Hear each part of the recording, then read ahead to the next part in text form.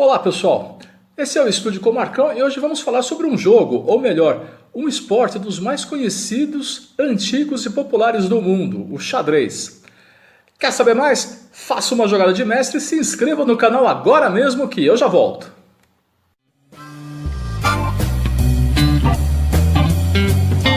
Esse daqui eu ganhei quando eu tinha uns 8 anos de idade. A caixa original eu não tenho mais. Eu devo ter ela destruído, né, quando eu tinha uns 9 anos, quer dizer, não durou muito para contar a história, né?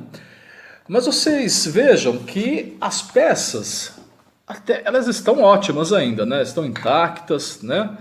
Esse tabuleiro aí hoje é original, mas a caixa mesmo que eu acabei destruindo, né? Mas você vê que a qualidade das peças aqui é muito bem feita, né? Muito bacana.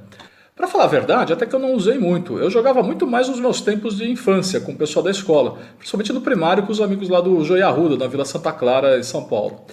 Por incrível que pareça, eu cheguei até a ser campeão da escola. E depois eu fiquei com o vice-campeonato da região da Vila Prudente.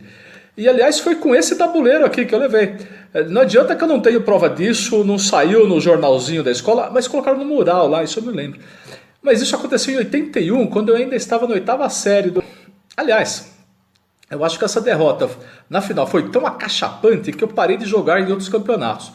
O meu maior adversário era meu pai, mas como eu não gostava de perder nenhuma partida, eu ficava emburrado, nervoso, ele acabou se enchendo e nunca mais quis jogar comigo, né? E aí também foi diminuindo, né, o número de pessoas que eu conhecia que se interessavam pelo jogo. Mas ainda com certeza é um dos meus jogos favoritos. E falando agora sobre a história do xadrez. Não se sabe muito ao certo onde realmente surgiu o xadrez. É mais um típico caso de um produto, diríamos, globalizado. Alguns falam que surgiu na China no século III a.C., mas a versão mais aceita é que ele surgiu na Índia e depois se espalhou para a China, Rússia, Pérsia, e que depois do domínio árabe eles levaram o jogo para a Europa, onde se estabeleceram as regras utilizadas até hoje em dia.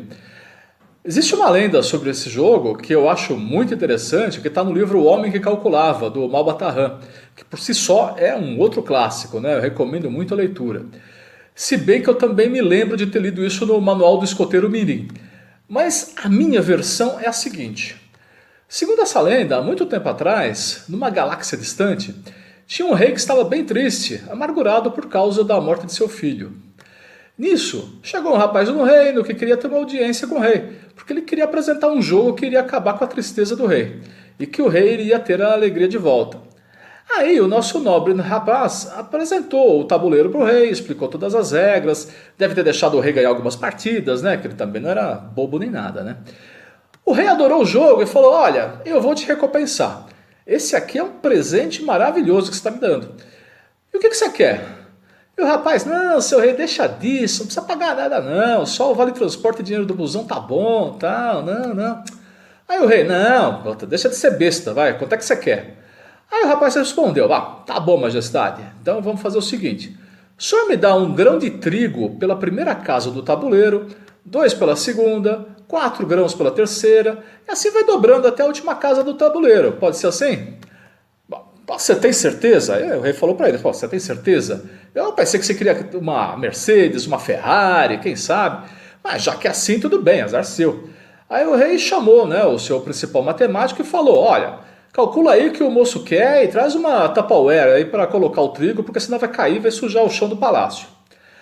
Aí o matemático pegou aquela HP12C e começou a calcular, soma daqui, divide ali, tira a raiz, tá. Quando ele terminou, ele chegou para o rei e disse... seu rei, é o seguinte, o que o rapaz está querendo é tipo uma montanha 100 vezes mais alta do que o Himalaia, e a gente vai levar mais de 2.000 séculos para produzir tudo isso. Pode juntar a Índia com a Argentina que não vai ser mais rápido do que isso. Bom, se você quiser a resposta, tá? O resultado eu coloquei aí na tela, né? Esse é o número de grãos necessários para pagar, né, o nosso rapaz. É claro que o rei não tinha como cumprir a promessa. E o jovem abriu mão desse pagamento absurdo, até porque ele teria que viver uns 200.000 anos para receber todo esse trigo, né? E o rei aprendeu uma lição, que é, faça as contas antes de prometer qualquer coisa. Então o rei deu o manto de honra para o jovem, né? E não sei se é esse aqui, e mais 100 sequins de ouro, que dava muito bem para se garantir pelo resto da vida. Então, voltando para a história do xadrez, Lá pelo século XV, o jogo já estava bem difundido pela Europa, e justamente na Europa foram introduzidas as peças da rainha e do bispo. Claro, nota-se aqui, né, a influência, né, das monarquias que existiam na Europa na época, né, como a inglesa, a francesa, a espanhola, por aí vai. Mas só em 1851, em Londres, é que foi realizado o primeiro torneio internacional de xadrez. E em 1924, criou-se a Federação Internacional do Xadrez. No século XX, a então União Soviética deteve a hegemonia dos grandes enxadristas, né, como Viktor Korchnoi, o Anatoly Karpov, o Garry Kasparov. Aliás, Karpov e Kasparov, nos anos 80, era tipo Fla-Flu. Claro que havia uma inteligência xadrezística fora da cortina de ferro, como, por exemplo, o Bob Fischer, né, dos Estados Unidos, em 72, com todo o contexto da Guerra Fria, o Mequinho, do Brasil, também um grande enxadrista. O atual campeão mundial é um norueguês, Magnus Carlsen. Atualmente, a disputa é saber quem vai ganhar ou perder de menos do computador. E por que isso? Bom, na evolução da história dos computadores, a análise do tabuleiro de xadrez sempre foi um instrumento para se saber qual computador era mais avançado. Isso porque você tem inúmeras possibilidades e combinações de jogadas, né? Além de ter que prever qual a estratégia que o adversário está adotando, o que requer vários cálculos combinatórios, né? Numa velocidade de processamento e interpretação de dados cada vez maior. O auge disso aconteceu em 97, quando o Deep Blue da IBM venceu o Kasparov, que era o campeão mundial, num desafio de 6 partidas. E 20 anos depois, isso continua acontecendo. Os computadores estão muito mais evoluídos e as vitórias contra os humanos até que já não surpreende muito, né? Isso até algum dia que algum deles vem aqui me enfrentar. A minha tática de ganhar a partida, iniciando com Pastorzinho, será tão inesperada que esses supercomputadores voltarão ao estágio do TK-85. Bom, falando agora sobre o jogo em si, acho que muitos, né, a maioria deve conhecer as regras, mas basicamente o objetivo do jogo é eliminar o rei, adversário. Não interessando aí se o adversário tem mais ou menos peças no tabuleiro. O objetivo é conquistar o rei. Eu vou agora, né, mostrar para vocês um pouquinho, né, rapidamente, né, dos movimentos das principais peças. Bom, então pessoal, vamos apresentar as peças, né? A gente tem o peão, tá? O peão, como é que ele é, né? Ele sempre se movimenta uma posição por vez, tá?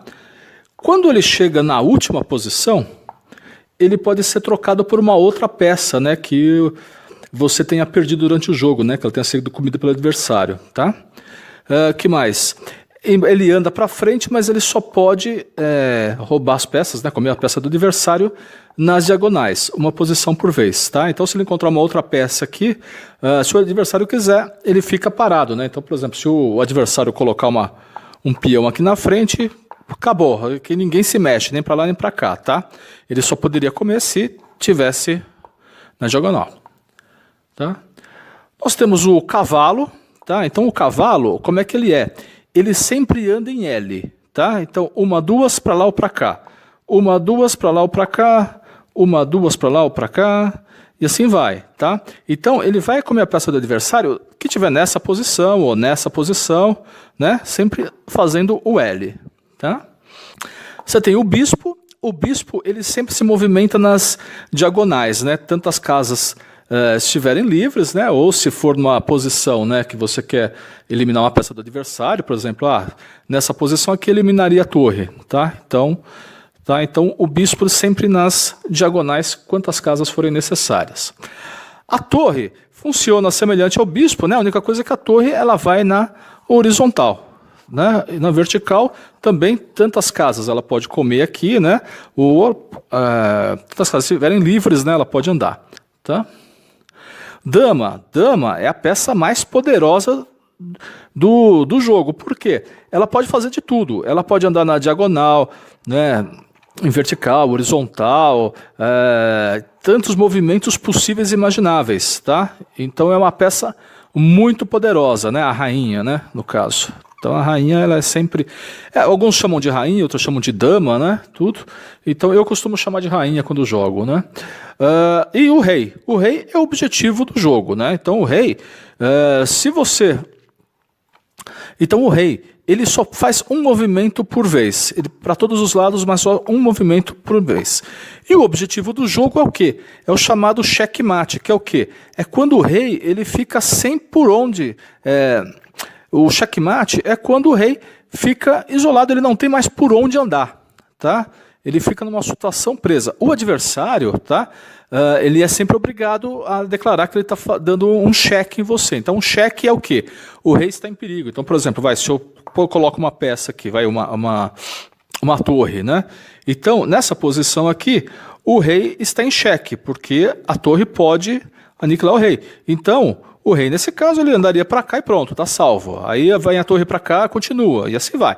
Então, é claro, né, conforme você tem mais peças, né, atacando, né, você tem maior chance de eliminar o rei.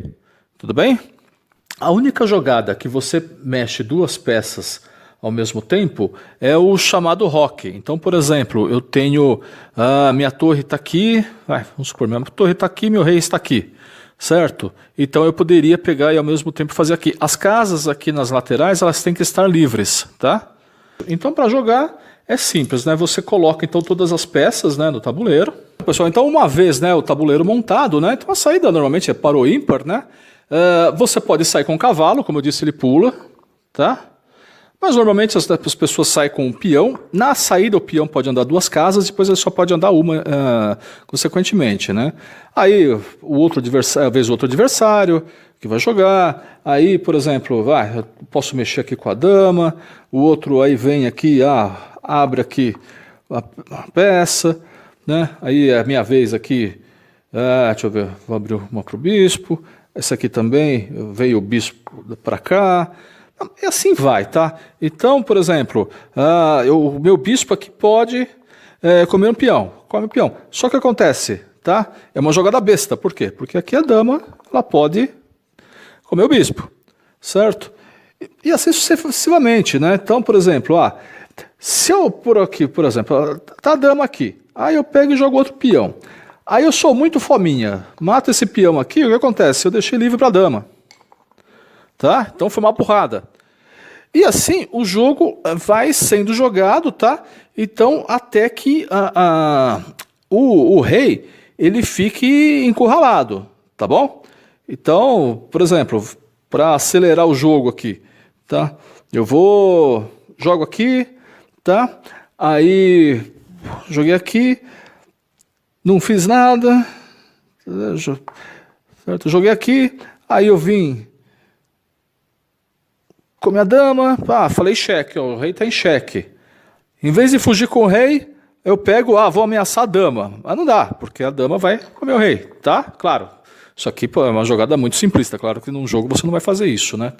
Tá? Mas isso aí foi só para vocês terem uma ideia de como as peças são movimentadas. E é isso, pessoal, esse foi o Estude com o Marcão de hoje. Eu espero que tenham gostado, se inscrevam no canal, cliquem no sininho e até a próxima.